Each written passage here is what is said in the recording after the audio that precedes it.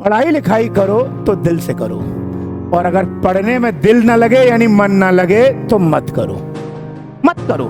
कोई जरूरी नहीं है कि जो लोग पढ़ते नहीं है उनका जीवन बर्बाद हो जाता है, ऐसा कुछ नहीं है। क्यों? जितने लोग पढ़ लिख के सरकारी नौकरी कर लेते हैं केवल वही जिंदगी में सफल होते हैं क्या? ऐसा तो कुछ नहीं है। सरकारी नौकरी करने वाले भारत में कितने होंगे? ज्यादा ज्यादा 2 करोड़, 3 करोड़, 4 करोड़, 5 करोड़, 10 करोड़। इससे ज्यादा तो सरकारी नौकरी करने वाले नहीं होंगे। सारे राज्य सरकारों की नौकरी, भारत सरकार के सारे कर्मचारी हैं, सब 10 करोड़ से तो ज्यादा नहीं होंगे। भारत की जनसंख्या तो 140 करोड़ से ज्यादा है। इसका मतलब 10 करोड़ सरकारी नौकरी करते हैं तो भी 130 करोड़ से ज्यादा लोग सरकारी नौकरी नहीं करते। तो क्या वो अपना जीवन नहीं गुजारते क्या? तो क्या वो सफल नहीं है क्या? सरकारी नौकरी जीने का एक जरिया हो सकता है, लेकिन सरकारी नौकरी जीने का अंतिम जरिया नहीं हो सकता।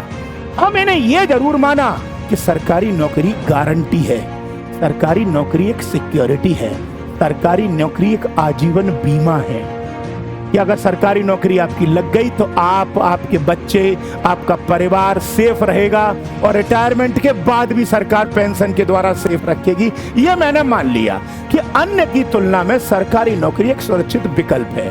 लेकिन अन्य की तुलना में केवल सरकारी नौकरी ही विकल्प है ऐसा नहीं है। लेकिन अगर सरकारी नौकरी चाहिए तो पढ़ना पड़ेगा, और पढ़ाई करने के लिए दिल लगना बहुत जरूरी है। कहाँ? लड़कियों में नहीं, लड़कों में नहीं, किताबों में। दिल लगाना, जिससे लगाना चाहिए उससे, जिससे लगाना नहीं चाहिए उससे मत लगा देना। ये तो बहुत चूरन चटनी बना के बर्बाद कर देंगे तुमको। किताबों में दिल लगे तो पढ़ना, और अगर पढ़ोगे तो ये वादा है मेरा, है विश्वास रखना मेरी बात का, जीवन उज्जवल हो जाएगा। लेकिन पढ़ाई में अगर मन लगे, दिल लगे तो दिल से पढ़ना। भले ही 2 घंटे पढ़ना, 2.5 घंटे पढ़ना, लेकिन दिल से पढ़ना। ऐसा नहीं है कि पढ़ भी रहे हो मोबाइल पे या ऑनलाइन पढ़ रहे हो या किताबों से पढ़ रहे हो और लगे पड़े हो व्हाट्सएप पे, जानू ने खाना खाया, मेरे दानू ने लबली खाई, कान पे तो ऐसे जानू और जानी को। तो पढ़ाई में दिल लगे तो सिर्फ पढ़ाई। मेरा मानना है कि कुछ बनना है तो बाकी सारा काम छोड़ दो, और अगर कुछ नहीं कर बनना तो पढ़ाई छोड़ दो।